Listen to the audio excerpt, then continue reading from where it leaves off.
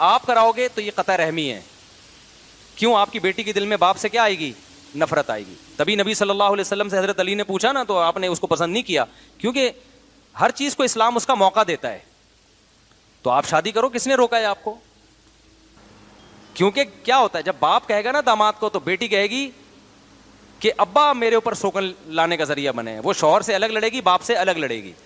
تو ہر چیز, جیسے اس کی مثال بالکل ایسے ہے کہ میں عورت کو کبھی نہیں کہتا کہ اپنے شوہر کو کہو کہ آپ دوسری شادی کریں.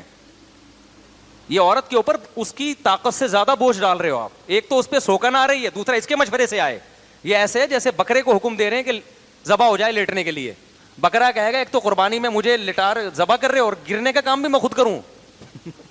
نہیں, یہی بات میرا خیال ہے. دیکھو شریعت نے ہمیں حکم دیا ہے کہ ہم بکرا کاٹیں, بکرے کو حکم نہیں دیا کہ وہ کٹے, کیونکہ بکرے کے لیے یہ بہت بڑی آزمائش ہوتی کہ وہ کٹ بھی رہا ہے اور شور بھی نہ مچائے وہ. تو جب شوہر سوکن لے کر آتا ہے عورت پر, تو شریعت نے اس کو شور مچانے کی اجازت دی ہے کہ اس پہ ظاہر ہے اس کی محبت تقسیم ہو رہی ہے, اس کو تو تکلیف ہوگی, یہ نیچرل ہے. تو اس کے ریلیٹیو کو نہیں کہا کہ اس کی اپنی بیٹی کے پر سوکن لانے کا داماد کو مشورہ دیں, اپنے بہنوئی کو مشورہ دیں کہ سوکن لائے. ہاں یہ ہے کہ جب وہ کرے تو آپ اس کی راہ میں رکاوٹ بولو نہیں بن سکتے. 3 بہنوئی ہیں, تو کسی کو بھی میں نے آج تک روکا نہیں ہے کہ آپ کو دوسری شادی کی اجازت نہیں, کیونکہ لوگ مجھے تانے دیتے ہیں کہ 4 شادیوں کے بیان کر رہے ہیں, اپنے دامادوں کو کہے نا, اپنے بہنوئیوں کو کہے. تو بھائی ہمارے بہنوئی یا داماد نے کرنا ہو, مجھے کیوں بتا رہا ہے؟ صحیح ہے نا, مجھے کیوں بتا رہا ہے؟ جب اللہ نے قرآن میں اجازت دی ہے تو سب کو دی ہے. باقی ہم سے یہ توقع کہ ہم اس کو مشورہ دیں گے, تو یہ شریعت کے مزاج کے خلاف ہے. کرنی ہے تو بھائی بیان تو سب کے لیے ہیں, جس نے کرنی ہے اپنی ذمہ داری پہ کرے. بلکہ ہمارا ناک منہ بننا بھی نیچرل ہوگا, تو آپ ہمارے ناک منہ بننے کی فکر ہی نہ کرو. کیا خیال ہے؟ ہم سے پوچھ کیوں رہا ہے بھائی وہ؟ تو یہ تو نیچرل ہے. حضرت فاطمہ پہ حضرت علی نے ارادہ کیا تو نبی صلی اللہ علیہ وسلم کو تکلیف ہوئی تھی, اور یہ تکلیف کیا ہے؟ نیچرل ہے. تو حضرت علی نے خیال کیا کہ نہیں کرتا, بعد میں کر لوں گا, کیونکہ اس زمانے میں رواج تھا. اب رواج ختم ہے, تو اب ہم کہتے ہیں اب تو چاہیے کہ اس کو پروموٹ کرو سوسائٹی میں. سمجھتا ہے بات کو کہ نہیں سمجھتا. لوگ آ رہے ہوتے ہیں, کہہ رہے ہیں میں دوسری شادی کر رہا ہوں, مفتی صاحب میرے سسر کو ترغیب دیں کہ مجھے کرنے دیں. میں کہتا ہوں بھائی, اور یہ آج بات نہیں کر رہا, جب میرے بیٹیاں نہیں تھیں اس وقت بھی میں یہ بات کرتا تھا. لوگ کیونکہ تانا دیں گے کہ اب اپنی بیٹیاں ہو گئی نا, تو اب بیان چینج ہو گیا ہے. تو جو میرے پرانے دوست ہیں, جب میری بچیاں نہیں تھیں اس وقت بھی میں یہ بات کرتا تھا کہ سسر کو کبھی میں ترغیب نہیں دوں گا کہ اپنے داماد کو حکم دے کس کا؟ دوسری شادی کا. یہ سسر کا کام نہیں ہے, کیونکہ اس کا ریلیشن کس سے؟ بیٹی سے خراب ہوگا. اس سے بیٹی کے دل میں نفرت کے جذبات پیدا ہوں گے باپ سے, کہ ابا نے ہمارے جو ہے نا, میرے باپ نے میرے شوہر کو یہ کام کروایا ہے. اور اس کی نظیر بھی ہمیں ملتی ہے.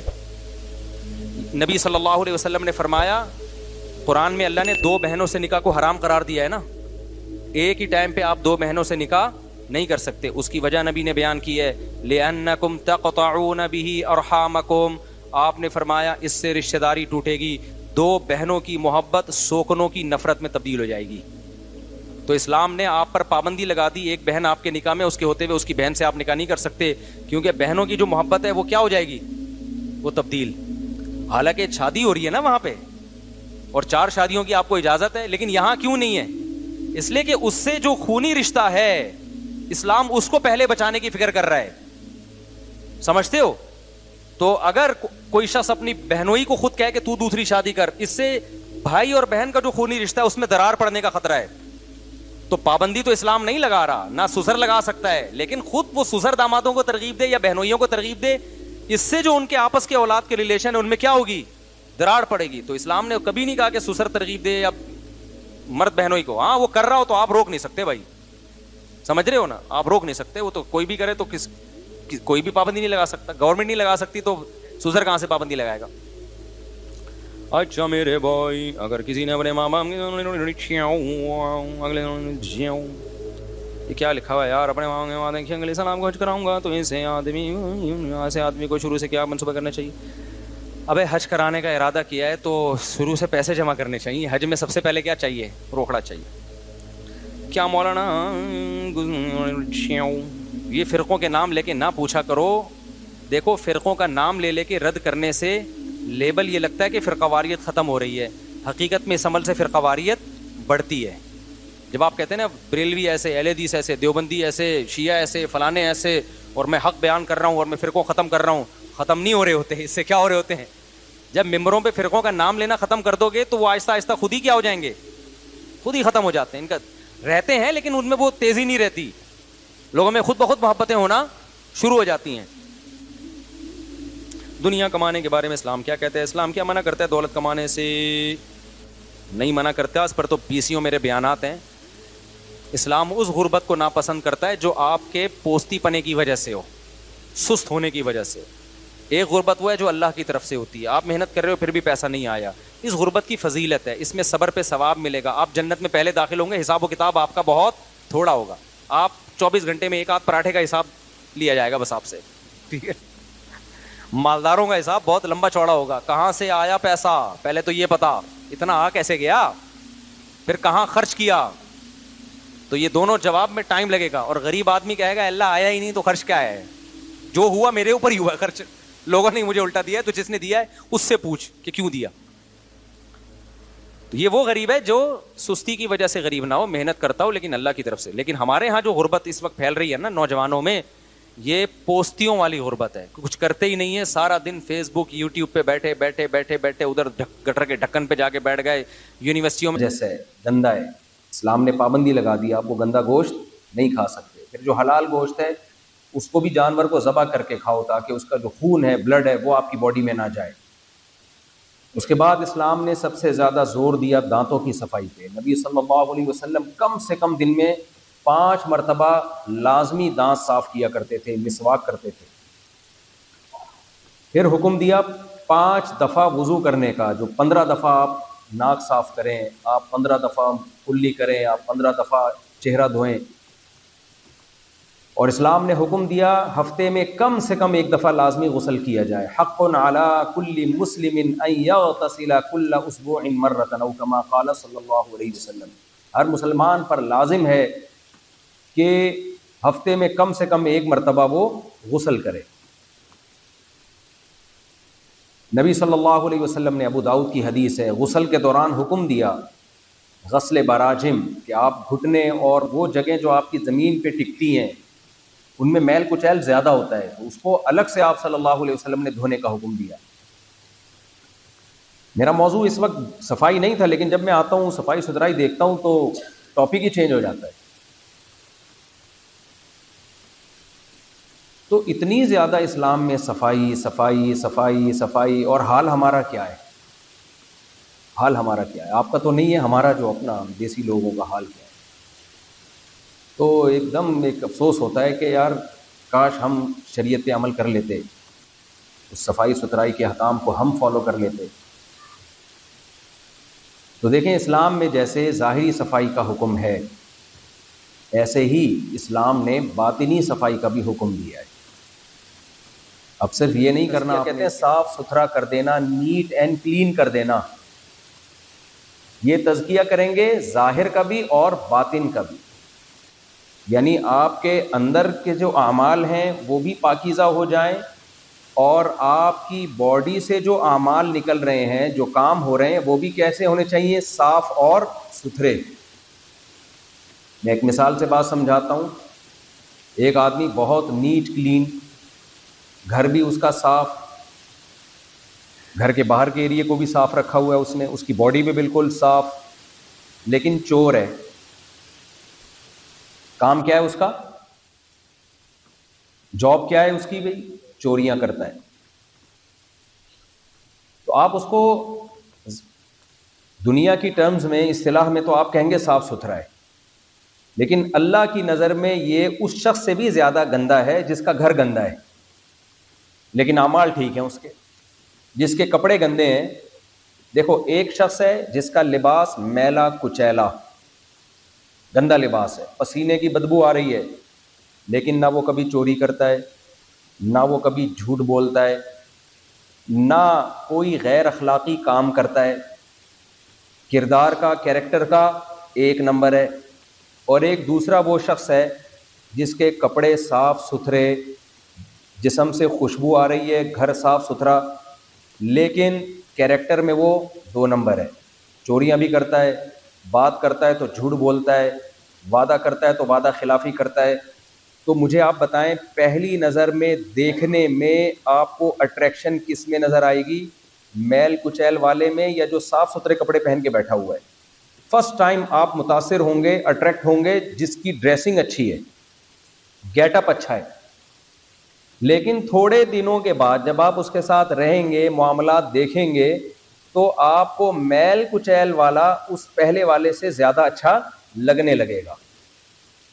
اس سے ہمیں پتہ چلتا ہے کہ صفائی یقیناً نصف ایمان ہے, لیکن ایک ظاہری صفائی ہوتی ہے جو ٹورنٹو میں, کینیڈا میں مجھے بھی نظر آ رہی ہے, آپ کو بھی نظر آ رہی ہے. ایک ہوتی ہے اندر کی صفائی, وہ میں اور آپ فوراً نہیں دیکھتے. اللہ کی نظر میں وہ جو اندر کی صفائی ہے اس کی ویلیو باہر کی صفائی سے زیادہ ہے. میں سمجھا پا رہا ہوں اپنی بات؟ تو پیغمبروں کو جو دنیا میں بھیجا گیا ان کا جو ہدف تھا وہ ظاہر کے ساتھ ساتھ اندر کو زیادہ صاف کرنا. تو اندر کی صفائی کی ویلیو اللہ کی نظر میں, اسلام کی نظر میں باہر کی صفائی سے زیادہ ہے. اب اندر کی صفائی کیا ہے؟ دو طرح کے اعمال ہیں ہمارے, ایک ہمارے جسم سے نکلنے والے اعمال اور ایک ہمارے دل کے اعمال. دل کے اعمال میں ہمارا دل حسد سے پاک صاف ہو. بہت سے لوگ آپ نے دنیا میں دیکھے ہوں گے, کسی کو دیکھ کے, کسی کی ترقی کو دیکھ کر خوش ہوتے ہیں, اور بہت سے ایسے بھی ہیں کسی کی ترقی کو دیکھ کر جلنے کوڑنے لگتے ہیں, جیلس ہونے لگتے ہیں. آپ اپنے دوست کی ترقی کو دیکھ کر, اس کی خوشیوں کو دیکھ کر آپ دل میں حسد محسوس کرتے ہو, دل جلتا ہے. اس کا مطلب آپ کا انٹیریئر کیا ہے, اندر کیا ہے, خراب. چاہے آپ کتنے نیٹ کلین ہو, ٹورنٹو میں بیٹھے ہو, اتنا خوبصورت گھر, اتنی خوبصورت سڑک اور اتنا اچھا ایٹیٹیوڈ آپ کا ملنے کا, لیکن دوست کی خوشی کو دیکھ کر آپ کے دل میں حسد کی آگ بھڑک رہی ہے. اس کا مطلب اندر کا سیٹ اپ کیا ہے, خراب. پیغمبروں کا کام ہوتا ہے ان سافٹ ویئر کو صحیح کر دینا. یہ جو اندر کے سافٹ ویئر ہیں نا جو خراب ہیں, ان کو کیا کر دینا, ٹھیک کر دینا. دوسرے کی خوشی کو دیکھ کر خوش ہونے والے لوگ مارکیٹ میں زیادہ ہیں یا کم ہیں؟ کم ہیں. دوسرے کی خوشی پہ جلنے والے لوگ مارکیٹ میں ہول سیل کے حساب سے ہیں. تو جو چیز مارکیٹ میں زیادہ ہوتی ہے اس کی ویلیو زیادہ ہوتی ہے, جو مارکیٹ میں شارٹ ہو اس کی ویلیو زیادہ ہوتی ہے, شارٹ چیز. تو کسی کی خوشی کو دیکھ کر خوش ہونے والے لوگ چونکہ مارکیٹ میں شارٹ ہیں, لہذا اللہ کی نظر میں ان شارٹ لوگوں کی ویلیو زیادہ ہے. قلیل من عبادی الشکور, اللہ کہتے ہیں میرے نیک بندے مارکیٹ میں تھوڑے ہیں. تو ہمیں اپنی عادت یہ بنانی پڑے گی کہ ہمیں اپنے اندر سے حسد کو ختم کرنا ہے, کسی کی خوشی کو دیکھ کے خوش ہونا. شیطان کو کیا ہوا تھا, آدم علیہ السلام کو جب حکم دیا گیا کہ شیطان کو کہ آدم علیہ السلام کو سجدہ کرو, تو آدم علیہ السلام کا یہ پروٹوکول دیکھ کر فرشتوں کو خوشی ہوئی, شیطان کو حسد ہوا کہ اس کو اتنا پروٹوکول کیوں دیا جا رہا ہے. تو ہمیں اس اندر کو ٹھیک کرنا یہ پیغمبروں کی بنیادی ذمہ داریوں میں سے ہے. اسی طرح ایک بات خوب ہمیں یاد کر رکھنی چاہیے, آج کل جو موٹیویشنل اسپیکرز ہیں, جو لوگوں کو گائیڈ کر رہے ہیں, وہ بجائے اس کے کہ لوگوں کے نظر میں دنیا کا مسافر خانہ ہونا لے کر آئیں, وہ دنیا کی ویلیو بڑھا رہے ہیں. وہ دنیا کی ویلیو بڑھا رہے ہیں, وہ آپ سے محنت کروا رہے ہیں یہ کہہ کے کہ یہ دنیا بڑی زبردست ہے, لہذا اس میں کھپا دو اپنے آپ کو. جبکہ تمام پیغمبروں کی جو دعوت ہے وہ دعوت یہ ہے کہ یہ دنیا رہنے کی جگہ نہیں ہے, چاہے وہ ٹورنٹو ہو, چاہے وہ پاکستان ہو. پاکستان تو سب جانتے ہی ہیں, جو ہماری گورنمنٹ نے خاص طور پہ کراچی کا حال کیا ہوا ہے, اللہ کرے حالات ٹھیک ہو جائیں تو پھر. تو یہ دنیا پیغمبر بتاتے ہیں کہ رہنے کی جگہ نہیں ہے, یہ مسافر خانہ ہے. تو اگر کسی شخص کے دل میں دنیا کی محبت ہے, ایک تو جائز محبت ہے, ایک ہے بڑھی ہوئی محبت جس کو ہوس کہا جاتا ہے. وہ بھول گیا ہے کہ میں نے مرنا ہے, میں نے قبر میں جانا ہے اور میں نے حساب و کتاب دینا ہے, وہ سمجھتا ہے کہ میں نے یہیں رہنا ہے. یہ بھی دنیا کی محبت ہے. اگر آپ کا تزکیہ ہو جائے, پیغمبروں کی تعلیمات سے آپ پورا فائدہ اٹھائیں, اس کا بڑا فائدہ کیا ہوتا ہے, آپ کے دل سے دنیا کی محبت نکل جاتی ہے. آپ کہیں گے بھائی دنیا کی محبت ہی اگر ہمارے دل سے نکل گئی تو پھر تو دنیا میں رہنے میں مزہ ہی نہیں آئے گا. نہ, دنیا کی اتنی محبت دل سے نکالنا کہ آخرت کی محبت دنیا کی محبت پہ غالب آ جائے.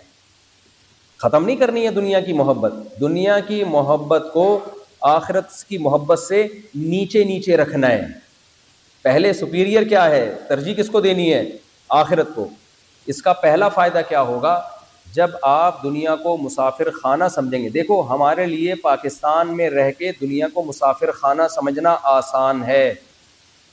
گورنمنٹ ہمیں بار بار سمجھاتی رہتی ہے یہ رہنے کی جگہ نہیں ہے. وہاں کی حکومت ہمیں بتاتی رہتی ہے یہ رہنے کی جگہ نہیں ہے, یہاں سے ایک نہ ایک دن ہم نے جانا ہے. اتنے واقعات ہم دیکھ لیتے ہیں صبح شام, ہمیں یقین آ جاتا ہے یہ رہنے کی جگہ نہیں ہے, اصل ٹھکانہ ہمارا قبرستان ہے. ٹورنٹو میں رہ کے قبر کو یاد رکھنا مشکل کام ہے, کیونکہ یہاں کوئی بتانے والا نہیں ہے. گورنمنٹ نے آپ کے ساتھ سلوک اتنا اچھا رکھا ہوا ہے کہ آپ کو رہنے کا دل کرتا ہے یہاں پہ, اور آپ یہاں کی ہوا, آکسیجن اور صفائی ستھرائی کو دیکھ کے سمجھ بیٹھتے ہو, اس غلط فہمی میں آ جاتے ہو کہ ہم نے یہاں سے جانا نہیں ہے. اس لیے ہمیں یہاں بلایا جاتا ہے آپ کو بتانے کے لیے کہ آپ نے بھی یہاں سے جانا ہے. میں اس سلسلے میں حاضر ہوا ہوں آپ کی خدمت میں. کیا آپ بھول گئے ہو کہ ہم نے یہاں سے جانا ہے؟ اب سمجھ میں آئے میں کس سلسلے میں حاضر ہوا ہوں. تو اس لیے بھائی دل نہ لگاؤ اس دنیا سے. اس کا بڑا فائدہ کیا ہوگا؟ اس کا سب سے بڑا فائدہ یہ ہوگا کہ آپ کی ٹینشن اور ڈپریشن ہمیشہ کے لیے دور ہو جائے گی, ہمیشہ کے لیے دور. تو آپ نے ترجیح کس کو دینی ہے؟ آخرت کو. یہاں جو بھی کام کریں گے آپ اس میں نیت کرنی ہے آخرت کی. یہ جو میں نے قرآن مجید کی آیت پڑھی ہے نا, اس کا یہی حاصل ہے جو میں نے تمہید بیان کی. اللہ کہتے ہیں فَأَمَّا مَنْ طَغَىٰ وَآثَرَ الْحَيَاةَ الدُّنْيَا فَإِنَّ الْجَحِيمَ هِيَ الْمَأْوَىٰ. اللہ کہتے ہیں جس نے میری نافرمانی کی, سرکشی کی, اور سرکشی کی ڈیفینیشن کیا بیان کی, ایکسپلین کیسے کی اللہ نے؟ آثر الحیات الدنیا. کتنا زبردست کلام ہے اللہ کا. اللہ نے یہ نہیں کہا کہ دنیا کو چھوڑ دو, نہ نہ نہ.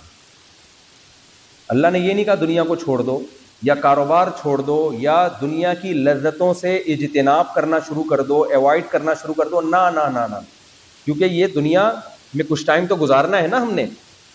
اللہ نے کہا آثر الحیات الدنیا. جب دنیا اور آخرت آپس میں ٹکرا رہے ہوں تو پھر دنیا کو لات مارنی ہے, آخرت کو لات نہیں مارنی. جب تک دنیا اور آخرت کا آپس میں ٹکراؤ نہیں ہوتا, ٹکراؤ کو انگلش میں کیا کہتے ہیں؟ کلیش. جب تک ان دونوں کا, ہمارے ہاں چھوڑے پھر جب تک ٹکراؤ نہیں ہوتا دنیا اور آخرت کا, تو اس وقت تک دنیا کماؤ, کھاؤ, انجوائے کرو لائف کو.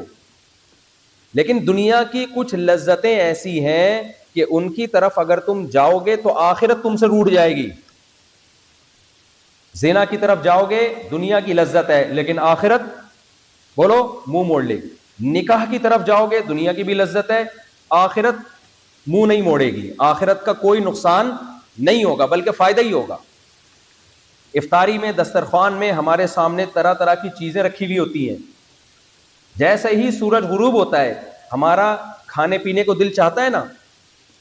اب مجھے بتائیں, اگر کوئی ایوائڈ کرے, نہیں کھاؤں گا, تو کیا آخرت ملے گی اس کو؟ نہیں, بلکہ اور نقصان. یعنی شریعت میں بھی یہ ناجائز ہے کہ آپ افطار میں دیر کر رہے ہیں. وہاں دنیا اور آخرت دونوں ساتھ ساتھ ہیں, ایک ہی جگہ جمع ہوئی بھی, ایک ہی دسترخوان پہ ہیں. افطار میں جلدی کرو, دل بھی چاہ رہا ہے اور اللہ بھی خوش ہو رہا ہے. نکاح کرنے کا دل بھی چاہتا ہے, اللہ بھی خوش ہوتا ہے. بھوک کے وقت کھانا کھانے کا دل بھی چاہتا ہے, نیت اچھی ہو تو اللہ بھی خوش ہوتا ہے. کاروبار کرنے کا دل بھی چاہتا ہے اور اللہ بھی بولے نا خوش ہوتا ہے. المؤمن القوی احب الی اللہ من المؤمن الضعیف. جو طاقتور مومن ہے, چاہے وہ اکنامکلی پاورفل ہو, چاہے وہ جسمانی طاقت ہو, آپ کا جم جانے کا دل چاہتا ہے, جاگنگ کا دل چاہتا ہے, اللہ بھی خوش ہوتا ہے. کیونکہ اللہ مومن کو کمزور نہیں دیکھنا چاہتے.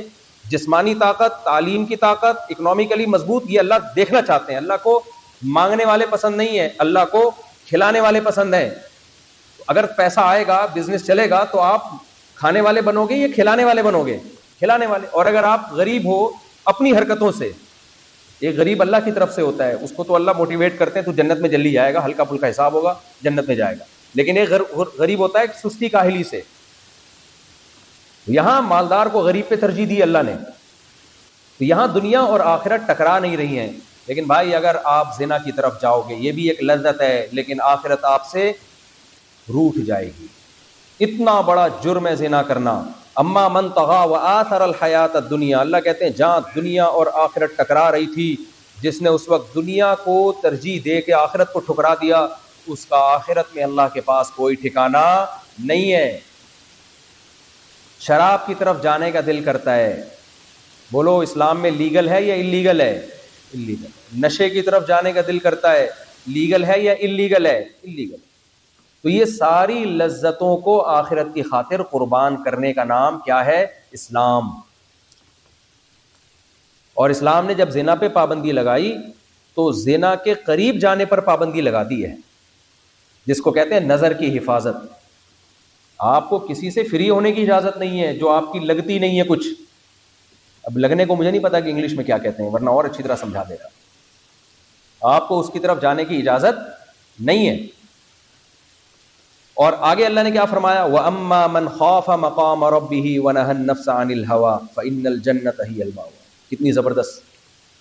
اللہ نے فرمایا جو اللہ کے سامنے کھڑے ہونے سے ڈر گیا کہ ایک دن میں نے اپنے ہر عمل کا اللہ کو حساب دینا ہے.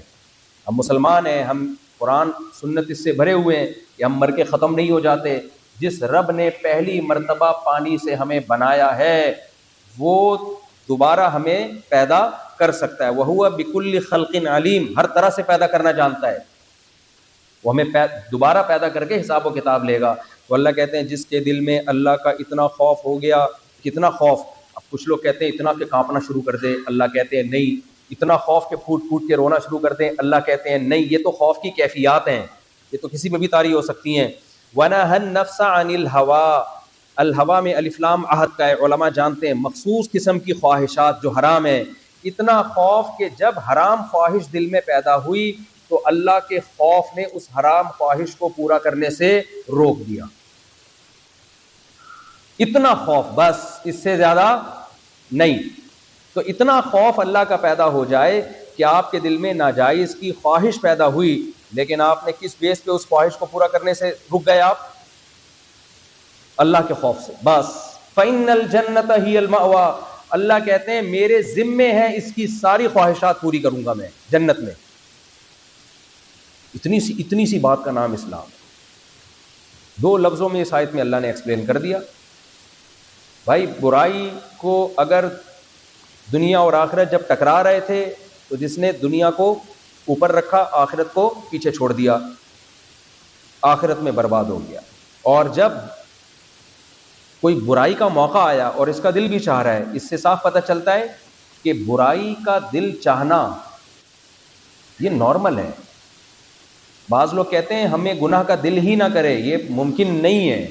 جب تک آپ انسان ہیں, آپ کے اندر جذبات ہیں, آپ کا برائی کرنے کا دل چاہے گا. تو اللہ کہتے ہیں چاہت ہے تمہارے اندر, یہ ختم نہیں ہوگی, لیکن اپنی اس چاہت کو اللہ کی خاطر قربان کرنا سیکھو. جس نے قربان کرنا سیکھ لیا تو اللہ کہتے ہیں پھر آخرت میں ساری خواہشات پوری کرنا یہ میرے ذمے. اللہ ہمیں اس پر عمل کی توفیق عطا فرمائے. جو ناجائز خواہشات ہیں, حرام خواہشات